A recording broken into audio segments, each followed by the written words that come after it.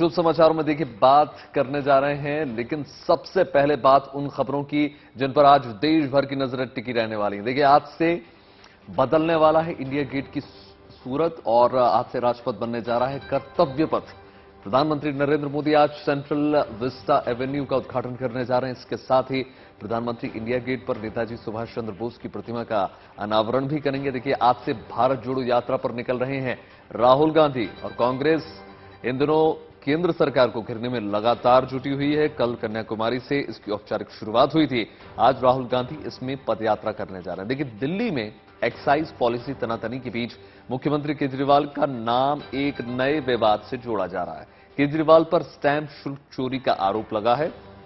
दिल्ली के एलजी ने इसकी जांच के आदेश दिए। मेडिकल दाखिले की परीक्षा नीट का रिजल्ट भी घोषित हो गया है। इस परीक्षा में राजस्थान की कनिष्का ने टॉप किया है। दिल्ली के आशीष बत्रा और कर्नाटक के ऋषिकेश नागभूषण दूसरे नंबर पर है। वहीं आईफोन 14 के लॉन्च के बाद एप्पल ने एक और धमाका कर दिया है। एप्पल ने अब नई एप्पल वॉच और एप्पल एयरपॉड्स भी लॉन्च कर दिए हैं। वहीं केरल में ओणम की धूम है। आज से शुरू हुए उत्सव के लिए सुबह सुबह लोगों ने घरों में सजावट की है।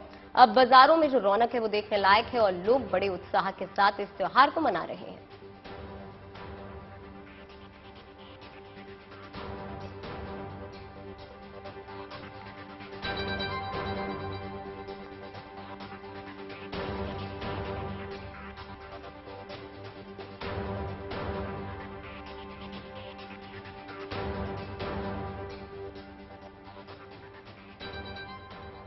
तो देखिए दिल्ली में इंडिया गेट पर पिकनिक मनाने के दिन वापस अब लौटा है। करीब 20 महीने के बाद विजय चौक से इंडिया गेट तक 3 किलोमीटर लंबा राजपथ आधुनिक सुविधाओं के साथ फिर से खुलने के लिए तैयार है, लेकिन नए नाम के साथ राजपथ का नाम बदलकर कर्तव्य पथ कर दिया गया है। आज शाम 7 बजे सेंट्रल विस्टा एवेन्यू का उद्घाटन जो है प्रधानमंत्री नरेंद्र मोदी करने जा रहे हैं और कल से आम लोगों के लिए कर्तव्य पथ खोल दिया जाएगा।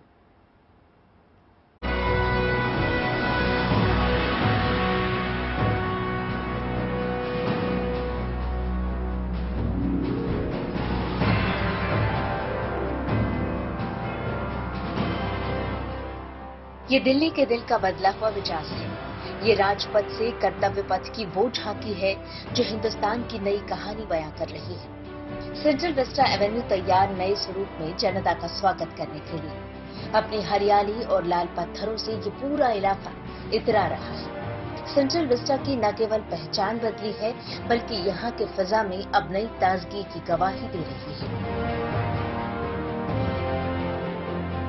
राजपथ से नया भारत अब कर्तव्य पथ पर चल पड़ा है। राष्ट्रपति भवन से लेकर इंडिया गेट तक जाने वाली सड़क को अब तक पूरा देश राजपथ के नाम से जानता था, लेकिन अब ये कर्तव्य पथ बन चुका है। राज करने की औपनिवेशिक मानसिकता से दूर जनता के नुमाइंदों को कर्तव्य का भान कराने वाला पथ बन चुका है। आज शाम को प्रधानमंत्री मोदी सेंट्रल विस्टा के नए स्वरूप का उद्घाटन करेंगे और कर्तव्य पथ को भी हरी झंडी दिखाएंगे और फिर इसे आम लोगों के लिए खोल दिया जाएगा। नई दिल्ली में राष्ट्रपति भवन से इंडिया गेट तक के 3.2 किलोमीटर लंबे एरिया को सेंट्रल विस्टा कहते हैं। इसी सेंट्रल विस्टा के दोनों ओर के हिस्सों को नए सिरे से डेवलप करने की प्रोजेक्ट को सेंट्रल विस्टा रीडेवलपमेंट प्रोजेक्ट नाम दिया गया, जिसके पहले प्रोजेक्ट का आज उद्घाटन किया जाना है। उद्घाटन के बाद सांस्कृतिक कार्यक्रम का आयोजन किया जाएगा और अगले 3 दिनों तक यहाँ कार्यक्रम की रौनक यूं ही बरकरार रहेगी। इतिहास का एक नया पन्ना, एक नई इबारत लिखी जा रही है। नई दिल्ली के इस राष्ट्रपति भवन से लेकर नेताजी सुभाष चंद्र बोस की ये प्रतिमा तक, ऐतिहासिक इंडिया गेट तक, ये हेक्सागन यानी जहां 6 रास्तों का मिलन होता है वहां तक का यह हिस्सा सेंट्रल विस्टा के नाम से मशहूर हो रहा है। दिल्ली को एक नई पहचान मिल रही है, जिसमें राष्ट्रपति भवन से लेकर यहां इंडिया गेट तक का हिस्सा, जिसे सेंट्रल विस्टा के नाम से जाना जा रहा है, यानी ऐसा इलाका ये लगभग 4 लाख से ज्यादा वर्ग मीटर में फैला हुआ है। 15 किलोमीटर से ज्यादा इसका यहां पैदल चलने वाले मार्ग हैं जो लाल बलुआ पत्थर से निर्मित किए गए हैं। पुरानी दिल्ली का निर्माण जिन लाल बलुआ पत्थरों से हुआ था उसी बदामी पत्थरों से राष्ट्रपति भवन, संसद भवन और तमाम ऐतिहासिक इमारतें हैं, जिससे इसकी खूबसूरती बढ़ाई गई है। 19 एकड़ में झीलें फैली हैं, जिसमें लोग कुछ इलाकों में बोटिंग का आनंद भी ले सकते हैं। विजय चौक से इंडिया गेट तक का ये रास्ता करीब 20 महीने बाद एक बार फिर आम लोगों से गुलजार होगा। एक बार फिर दिल्ली वालों का ये फेवरेट पिकनिक स्पॉट बनेगा। इस पूरे इलाके की खूबसूरती देखते ही बन रही है। जमीन से लेकर आसमान तक सेंट्रल विस्टा एवेन्यू अपनी भव्यता की कहानी कह रहा है। सेंट्रल विस्टा एवेन्यू के दर्शन हम आपको आज करा रहे हैं और इस समय मेरे पीछे खूबसूरत तस्वीर आप देख पाएंगे। आपको बता दें कि सेंट्रल विस्टा एवेन्यू में ऐसी कई छोटी छोटी नहरें बनाई गई हैं और इन नहरों के दोनों सिरों को जोड़ने के लिए वो छोटी सी पुलिया भी आप देख सकते हैं। ऐसे 16 छोटे पुल यहां पर बनाए गए हैं, जिससे कि लोगों को लंबा चक्कर ना काटना पड़े और इस पुल के सहारे वो एक सिरे से दूसरे सिरे तक नहर के पहुंच पाए। लोगों के घूमने फिरने के लिए रेड ग्रेनाइट वॉकवे बनाए गए हैं, जो लगभग 1.1 लाख वर्ग मीटर तक फैला हुआ है। पहले ये रास्ता बजरी और रेत से बना था। 74 ऐतिहासिक लाइट पोल्स और चेन लिंक्स को नए सिरे से लगाया गया है। साथ ही 900 से ज्यादा नए लाइट पोल्स भी लगाए गए। सेंट्रल विस्टा एवेन्यू में 3.90 लाख रुपए वर्ग मीटर का ग्रीन एरिया है, जहां 4087 पेड़ लगाए गए हैं। सेंट्रल विस्टा एवेन्यू में ग्रीन एरिया के साथ टहलने के लिए 15.5 किलोमीटर लंबा रास्ता भी बना है। 19 एकड़ में फैले नहर के इलाके को पुनर्विकसित किया गया है। यहाँ 16 पुल बनाए गए हैं। कृषि भवन और वाणिज्य भवन के पास लोग बोटिंग भी कर सकेंगे। सेंट्रल विस्टा की नई पहचान यहाँ मौजूद सुविधाओं से भी की जाएगी। यहाँ भव्य पार्किंग लॉट बनाया गया है, जहाँ पर हजारों गाड़ियाँ खड़ी हो सकेंगी। इसके अलावा इंडिया गेट के पास भी पार्किंग के लिए स्पेस है, जहाँ 35 बसें खड़ी हो सकेंगी। सेंट्रल विस्टा एवेन्यू अपने नए रंग रूप के साथ लोगों का स्वागत करने के लिए तैयार है और लोग भी इस खूबसूरती को देखने के लिए बेकरार हैं। तय मान लीजिए कि यहाँ पर भारी संख्या में लोग आने वाले हैं, चाहे वो देशी पर्यटक हों या फिर विदेशी पर्यटक हों। और जब भारी संख्या में लोग आएंगे तो पार्किंग स्पेस भी पर्याप्त होना चाहिए। इस प्रोजेक्ट में इस बात का भी ध्यान रखा गया है, लिहाजा पार्किंग की पर्याप्त व्यवस्था यहाँ पर की गई है। यहाँ पर 1100 से ज्यादा कारों की पार्किंग की जगह बनाई गई है। इसके अलावा 40 बसों के पार्किंग स्पेस का भी इंतजाम किया गया है। सेंट्रल विस्टा एवेन्यू के नए रंग रूप में हर राज्य की झलक भी देखने को मिलने वाली है। तो बस कुछ घंटे का इंतजार और फिर देश के इस गौरवशाली विरासत के भारतीयता से परिपूर्ण नए स्वरूप का शान से स्वागत करने के लिए तैयार हो जाएगी। संजय शर्मा के साथ Anant Bhatt, good news today, Delhi. आज विजय चौक से इंडिया गेट तक के नए अवतार की तस्वीरें तो आपको दिखाएंगे ही, लेकिन कर्तव्य पथ के उद्घाटन के साथ ही प्रधानमंत्री नरेंद्र मोदी नेताजी सुभाष चंद्र बोस की भव्य प्रतिमा का भी अनावरण करेंगे। 28 फुट ऊंची नेताजी की प्रतिमा को एक ग्रेनाइट पत्थर पर उकेरा गया है। इंडिया गेट के सामने एक छतरी के नीचे इस प्रतिमा को स्थापित किया गया है, जहां जनवरी के महीने में पीएम मोदी ने नेताजी की होलोग्राम प्रतिमा का अनावरण किया था।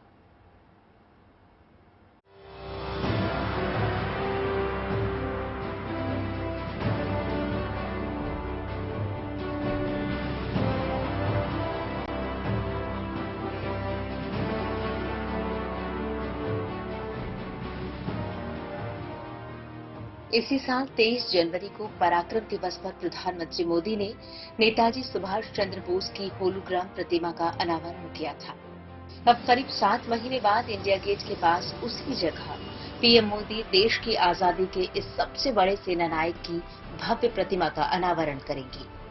इंडिया गेट की ऐतिहासिक छतरी में अब नेताजी सुभाष चंद्र बोस की प्रतिमा होगी और इसके ठीक पीछे राष्ट्रीय युद्ध स्मारक, यानी इंडियन नेशनल आर्मी के सबसे बड़े सेना नायक, देश की आजादी के युद्ध के महानायक नेताजी सुभाष चंद्र बोस की प्रतिमा का निर्माण नरेश कुमावत और उनके साथ सहयोगी कलाकारों और शिल्पियों की टीम ने किया है। ये बड़ी चुनौती कि नेताजी के पुरानी तस्वीरों के साथ उनका पूरा मिलान करना, उनके नेताजी के सहयोगियों के साथ बात करना, उनके साथ लगभग 1.5 साल का रिसर्च है और इस रिसर्च के बाद ये प्रतिमा बनकर तैयार हुई है। नेताजी की इस प्रतिमा को पारंपरिक तकनीकों और आधुनिक औजारों का उपयोग करके पूरी तरह हाथों से बनाया गया है। नेताजी की प्रतिमा 28 फुट ऊंची है। इसे 280 मीट्रिक टन वजन वाले एक विशाल ग्रेनाइट पत्थर पर उकेरा गया है। इस पत्थर को तेलंगाना के खम्मम से 1665 किलोमीटर दूर नई दिल्ली तक लाने के लिए 100 फुट लंबा 140 पहियों वाला एक ट्रक विशेष तौर पर तैयार किया गया था। अखंड पत्थर लाने के बाद शुरू हुआ इसे बनाने का अनवरत सिलसिला। 26,000 घंटे की अथक मेहनत के बाद अखंड ग्रेनाइट को तराश कर मूर्तिकारों के दल ने नेताजी की प्रतिमा तैयार की। इस प्रतिमा का वजन 65 मीट्रिक टन है। इंडिया गेट के सामने एक छतरी के नीचे इस प्रतिमा को स्थापित किया गया है। वैसे आपको बता दें कि ब्रिटिश भारत में जब इंडिया गेट बनकर तैयार हुआ था, तब इसके सामने जॉर्ज पंचम की मूर्ति लगी हुई थी, लेकिन भारत की आजादी के बाद इसे कोरोनेशन पार्क में शिफ्ट कर दिया गया था। तब से यहाँ सिर्फ छतरी भर रह गई थी। जब इंडिया गेट बना तो इसी छतरी में जॉर्ज पंचम की प्रतिमा थी, लेकिन उसे गुलामी का प्रतीक मानते हुए आजाद भारत में उसे यहाँ से हटाकर कोरोनेशन पार्क में शिफ्ट कर दिया गया, जहाँ जॉर्ज पंचम आए थे और उस समय आजादी से पहले ये पूरे नई दिल्ली का उद्घाटन हुआ था। कोरोनेशन पार्क में वो प्रतिमा जाने के बाद ये प्लान बनाया गया। पहले प्रधानमंत्री जवाहरलाल नेहरू ने यह तय किया कि यहाँ राष्ट्रपिता महात्मा गांधी की प्रतिमा लगाई जाएगी, लेकिन महात्मा गांधी का व्यक्तित्व की तरह ही वो प्रतिमा भी इस छतरी में नहीं आ पाई। प्रतिमा बड़ी थी, छतरी छोटी रह गई। अब छतरी के हिसाब से नेताजी सुभाष चंद्र बोस का व्यक्तित्व भी छतरी में आने लायक तो नहीं है, लेकिन देश की आजादी, देश के स्वाभिमान, उसके प्रतीक नेताजी सुभाष चंद्र बोस की प्रतिमा, ऐतिहासिक प्रतिमा वहां लगाई गई है। प्रतिमा का अनावरण आजाद हिंद फौज के पारंपरिक गीत कदम कदम बढ़ाए जा की धुन के साथ होगा। एक भारत श्रेष्ठ भारत और अनेकता में एकता की भावना को प्रदर्शित करने के लिए सांस्कृतिक उत्सव का आयोजन किया जाएगा। देश भर से आए 500 नर्तक इस मौके पर अपनी कला के जरिए उत्सव में 4 चांद लगाएंगे। नेताजी के जीवन पर 10 मिनट का एक विशेष ड्रोन शो 9, 10 और 11 सितंबर को रात 8 बजे इंडिया गेट पर प्रस्तुत किया जाएगा। सांस्कृतिक उत्सव और ड्रोन शो दोनों जनता के लिए निःशुल्क होंगे। Sanjay Sharma, good news today, Delhi. तो और तमाम जानकारी के लिए राजपथ से नहीं, अब कर्तव्य पथ से हमारे साथ जुड़ गई हैं तेजश्री। कितने बजे कार्यक्रम होने वाला? इतना भव्य तरीके से सेंट्रल विस्टा प्रोजेक्ट को रखा था प्रधानमंत्री नरेंद्र मोदी ने, इतने महीनों से लगातार काम जारी है, और क्या जानकारी है आपके बीच में? किस प्रकार सुरक्षा के चाक चौबंद इंतजाम है? एक बात और, रूट डाइवर्शन को लेकर अगर कोई जानकारी हो तो वो भी दे दें। देखिए मैं सबसे पहले तो मैं बता दूं कि आज का दिन जो है बहुत ही ऐतिहासिक दिन है। साल 2019 में इसकी नींव रखी गई थी कि किस तरह से रीडेवलपमेंट प्रोजेक्ट जो है वो पूरा काम करेगा, और जैसा आपने बताया कि अभी फिलहाल मेरी मौजूदगी अब कर्तव्य पथ पर है। एक बार मैं आपको यहाँ से नजारा दिखाना चाहूंगी, शगुन को कहूंगी वहां से दिखाए। ये देखिए वैभव, वहां पर है राष्ट्रपति भवन, और राष्ट्रपति भवन से सीधा ये 3.2 किलोमीटर का जो रास्ता है जहां पर इस वक्त हमारी मौजूदगी है। हम अंदर से तस्वीरें आपको दिखा रहे हैं कि यही वो पथ है, यही वो कर्तव्य पथ है जिसका रिनोवेशन किया गया है। और वहां पर जहां पर आपकी नजरें जाएंगी वहां आपको नजर आएगा इंडिया गेट नजर आएगा, और उसके पीछे आपको नेताजी सुभाष चंद्र बोस की प्रतिमा भी नजर आएगी, जिसका आज प्रधानमंत्री नरेंद्र मोदी शाम को अनावरण करने वाले हैं। बताया जा रहा है कि 7 से 9 बजे तक का समय दिया गया है, जिसके बीच प्रधानमंत्री नरेंद्र मोदी यहां पर आएंगे, कार्यक्रम को संबोधित करेंगे, इसका अनावरण करेंगे, और साथ ही साथ नेताजी सुभाष चंद्र बोस की प्रतिमा, जिसको पहले होलोग्राम की तर्ज पर अनावरण किया गया था, लेकिन अब पूरी प्रतिमा वहां पर स्थापित कर दी गई है, तो इसका भी अनावरण किया जाएगा। अब जैसे हम सुरक्षा की बात करें तो आपको बता दें कि यहाँ पर पहले के मुकाबले बहुत ज्यादा सुरक्षा व्यवस्थाएं कर दी गई हैं, और चूंकि आज प्रोग्राम है, यहाँ पर प्रधानमंत्री आने वाले हैं, तो वीआईपी इंतजाम काफी किए गए हैं। जगह जगह पर चप्पे चप्पे पर चेकिंग हो रही है, और रूट डाइवर्जन जो है वो 4 बजे से ही शुरू होने वाला है, और पूरा इलाका जो है वो बैरिकेडिंग कर दिया जाएगा। और पर्टिकुलरली यदि हम सेंट्रल विस्टा एवेन्यू की बात करें तो यहाँ पर 80 सुरक्षा गार्ड तैनात रहेंगे, और साथ ही साथ यहाँ पर 300 सीसीटीवी कैमरास भी लगाए गए हैं, जिसमें 24/7 जो है यहाँ पर निगरानी की जाने वाली है। बदलाव की यदि हम बात करें तो आपको बता दें कि यहाँ पर बदलाव किस तरह से हो रहे हैं। देखिए आपकी टीवी स्क्रीन पर इस वक्त जो आप तस्वीरें देख रहे हैं, इसमें आपको साफ नजर आ रहा है कि किस तरह से यहाँ पर पहले जो 1911 में जिस तरह से यहाँ पर जो किंग जॉर्ज पंचम थे उन्होंने यहाँ पर निर्माण किया था, उसके बाद यहाँ पर जो नींव रखी गई बदलाव की, उसमें जिस तरह के बदलाव किए गए हैं रीडेवलपमेंट के दौरान, इसमें 3 इमारतों में बदलाव जो है वो किया जाएगा। नॉर्थ और साउथ ब्लॉक, इस तरफ आप देखेंगे शगुन यहाँ बताएं, नॉर्थ और साउथ ब्लॉक को दोनों को जो है वो नेशनल म्यूजियम में बदल दिया जाएगा, और संसद की जो मौजूदगी है, संसद भवन जो वहाँ पर है उसे भी उसका भी एक नई इमारत बन रही है। और साथ ही साथ यहाँ पर आसपास के इलाके में देखें तो हम यहाँ पर जो नहरें हैं वो बनाई गई हैं, ग्रीनरी है वो की गई है, पेशरी आपने हमें दिखाया और किस तरह से यहाँ पर जो है बदलाव किए गए हैं। थोड़ा सा समय है, पूछना चाहूंगी क्या कुछ खास होने वाला है? सुरक्षा के चाक चौबंद है, जाहिर सी बात है प्रधानमंत्री नरेंद्र मोदी शाम को उद्घाटन करने वाले हैं, क्या कुछ खास होगा? ज्यादा समय नहीं है, अब बता दें हमारे दर्शकों को।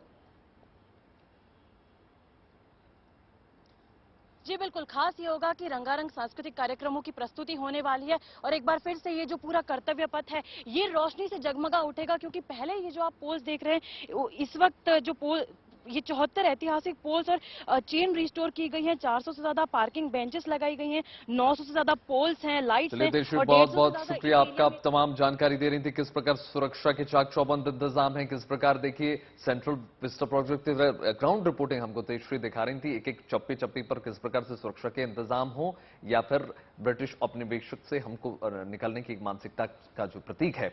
देखिए सेंट्रल विस्टा प्रोजेक्ट में क्या कुछ खास होने वाला है ये आपको समझाने की कोशिश करते हैं।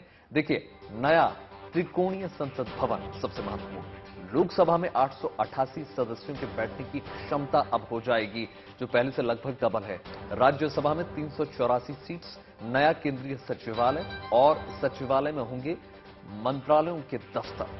बिल्कुल, क्या कुछ खास होने वाला है उसके बारे में आपको बता रहे हैं। ग्राफिक्स के जरिए पूरे प्रोजेक्ट की लागत जो है वो 1300 करोड़ रुपए है, ये बताई जा रही है। सितंबर 2019 में प्रोजेक्ट की अनाउंसमेंट की गई थी, उसके बाद 10 दिसंबर 2020 को पीएम नरेंद्र मोदी ने इसकी नींव रखी थी। तो इसमें और क्या कुछ खास होने वाला है उसकी बात अगर हम यहाँ पर करें तो नया प्रधानमंत्री आवास यहाँ पर मिलेगा, साथ ही में नया उपराष्ट्रपति का एन्क्लेव होगा। पूरा जो प्रोजेक्ट है वो 74,500 स्क्वायर मीटर में फैला है। बिल्कुल सरगम, और देखिए सांसदों के लिए लाउंज, महिलाओं के लिए लाउंज, लाइब्रेरी, डाइनिंग एरिया जैसे तमाम कंपार्टमेंट होंगे। साथ ही साथ देखिए नई इमारत में सबसे पहले 2022 का शीतकालीन सत्र आयोजन होने वाला है, ये बहुत इंटरेस्टिंग रहने वाला है। बड़ी संसद भवन में जिसमें किसी भी प्रकार का कॉम्प्रोमाइज हमको नहीं करना पड़ेगा, और जो हुकूमत है, ब्रिटिश हुकूमत से जो आजादी मिली है उसका एक प्रतीक है, क्योंकि ये संसद भवन हिंदुस्तान में अपने दम पर अपने बलबूते बनाया है। देखिए सेंट्रल विस्टा एवेन्यू का आज उद्घाटन होने वाला है और 3.2 किलोमीटर का राजपथ जिसका नाम बदलकर कर्तव्य पथ कर दिया गया है। ये बहुत बड़े बड़े बदलाव सेंट्रल विस्टा प्रोजेक्ट के तहत प्रधानमंत्री की एक योजना है, बताइए। बिल्कुल, और ये जो इलाका है, इलाके के विकास में रेड ग्रेनाइट का इस्तेमाल किया गया है। आज तस्वीरें आपको हमने दिखाई थी, उसके बाद आपको बता दें प्रोजेक्ट से इलाके में जो ग्रीन एरिया में 40,000 वर्ग मीटर की बढ़ोतरी होगी और सौंदर्यकरण किया गया है पूरे इलाके का। आसानी से हो सकेंगे बड़े आयोजन, जैसे 26 जनवरी का जो आयोजन होता है, बेहद खास दिन होता है। साथ ही में पिकनिक बनाने के जो शौकीन लोग होते हैं, मुझे लगता है उनके लिए अब ये जो जगह है ये और ज्यादा खूबसूरत होने वाली है। वैभव, खास मेहमानों की आवाजाही में आसानी होगी क्योंकि अब सब कुछ काफी पहले से बेहतर और ऑर्गेनाइज हो गया है। पर्यटन के लिहाज से किया गया है इलाके का विकास और नई और बेहतरीन सार्वजनिक सुविधाएं होंगी। सभी आधुनिक सुविधाओं से वैभव ये जो सेंट्रल विस्टा एवेन्यू है ये लैस होने वाला है। और आपने नोटिस किया होगा कि ये जो पार्किंग की व्यवस्था है बहुत बढ़िया की गई है, क्योंकि पहले हम भी और आप जाते थे जब इंडिया गेट तो काफी परेशानियों का सामना करना पड़ता था। देखिए वॉकवे पर 16 पुल और कई फूड स्टॉल का निर्माण किया गया है और साइनेज डिजाइन बहुत बेहतर है और नया बनाया गया है, मतलब पूरे अपने ही अंदाज में बनाया गया है जिसमें हिंदुस्तान की छाप हो। मोबाइल और इंटरनेट की चकाचौंध ने पूजा और भक्ति को डिजिटल बना दिया है। मोबाइल भक्ति और साधना में दखल देता है और इससे भक्ति से व्यक्ति भटक जाता है। ऐसे में जैन समाज ने पर्युषण पर्व के उपवास के लिए नया तरीका अपना लिया है, जिसे इंटरनेट मुक्ति उपवास नाम दे दिया गया है। उनका दावा है कि इससे मोबाइल की लत छूट जाएगी।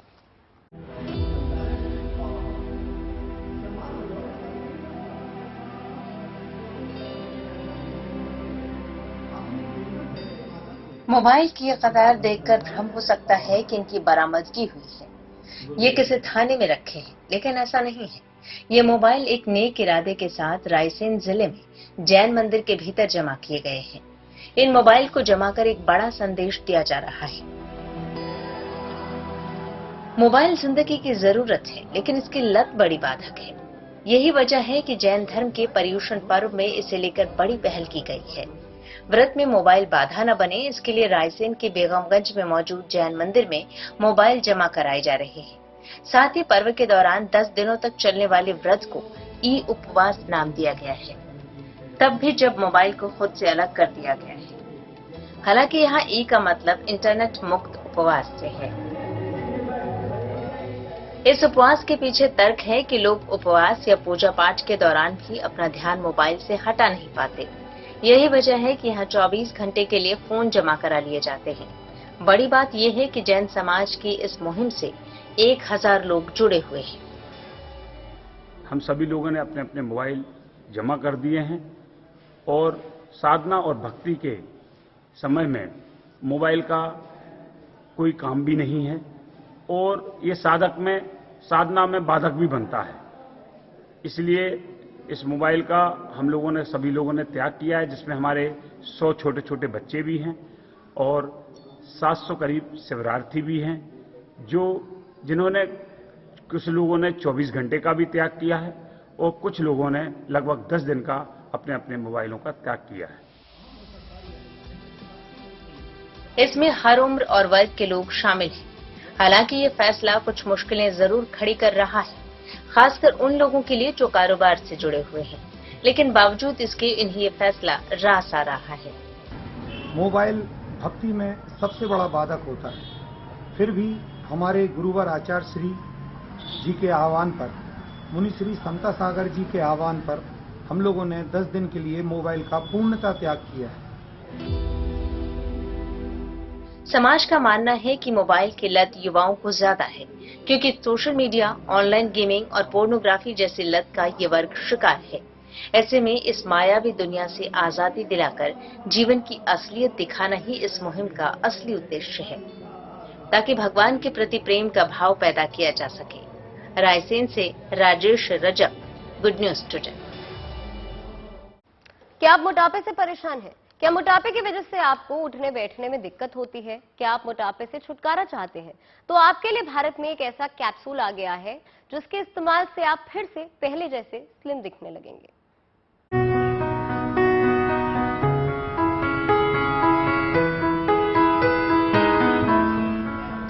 घबराए नहीं, बल्कि चैन की सांस लीजिए, क्योंकि मोटापे से परेशान लोगों के लिए हेल्थ टेक कंपनी एल्यूरियन ने मोटापा घटाने में मददगार अपना पेटेंटेड लॉन्च किया है, जिससे काफी हद तक मोटापे को कम किया जा सकता है।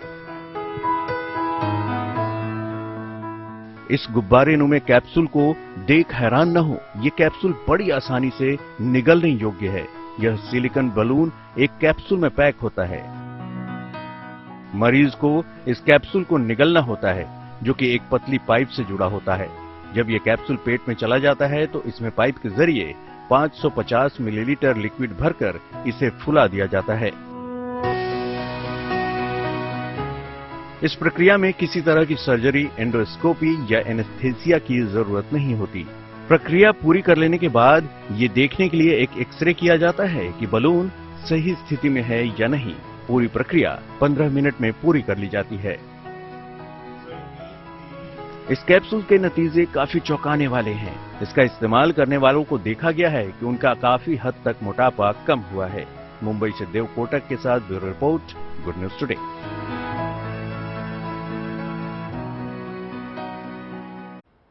नेशनल टेस्टिंग एजेंसी ने medical entrance exam NEET UG 2022 का रिजल्ट अब घोषित कर दिया है, जिसमें पास हुए 9,93,000 छात्रों में राजस्थान की तनिष्का ने टॉप किया है। बड़ी बात यह है कि इस साल तनिष्का ने जेईई मेंस परीक्षा भी दी और उसमें उन्होंने 99.50% अंक हासिल किए थे। वहीं राजधानी दिल्ली के वत्स आशीष बत्रा दूसरे और कर्नाटक के ऋषिकेश तीसरे नंबर पर रहे। 4 उम्मीदवारों ने इस साल नीट में 720 में से 715 अंक हासिल किए। 9 उम्मीदवारों ने 720 में से 710 अंक हासिल किए और छठे से 14वें स्थान पर रहे। देखिए, परीक्षा में बैठने वाले 17,64,571 उम्मीदवारों में से 9,93,069 यानी 56.3% ने क्वालिफाई किया है। इस बार नीट परीक्षा में सफलता हासिल करने वाले उम्मीदवारों की अधिकतम संख्या 1,17,000 उत्तर प्रदेश से है। इसके बाद देखिए, महाराष्ट्र से 1,13,000 और राजस्थान से 82,548 पास हुए। केरल में आज से ओणम पर्व की शुरुआत हो चुकी है। ये पर्व 10 दिन तक मनाया जाता है। ओणम को मलयालम भाषा में थिरुवोणम भी कहते हैं। ओणम को खास तौर पर खेतों में फसल की अच्छी उपज के लिए मनाया जाता है। ऐसा कहा जाता है कि केरल में महाबली नाम का एक असुर राजा था। उसके आदर सत्कार में ही ओणम का पर्व मनाया जाता है। ये त्योहार भगवान विष्णु के वामन अवतार को भी समर्पित है। ओणम के हर दिन का एक खास महत्व है। इस त्योहार में लोग अपने घरों को 10 दिनों तक फूलों से सजाकर रखते हैं और विधि विधान से विष्णु जी और महाबली की पूजा करते हैं। ओणम के दिन सवेरे सवेरे स्नान आदि के बाद मंदिर जाकर भगवान विष्णु की पूजा की जाती है। नाश्ते में केला पापड़ आदि खाया जाता है। इसके बाद लोग ओणम पुष्पकालीन या पलकम बनाते हैं। इस खास दिन लोग अपने घरों को फूलों से सजाते हैं।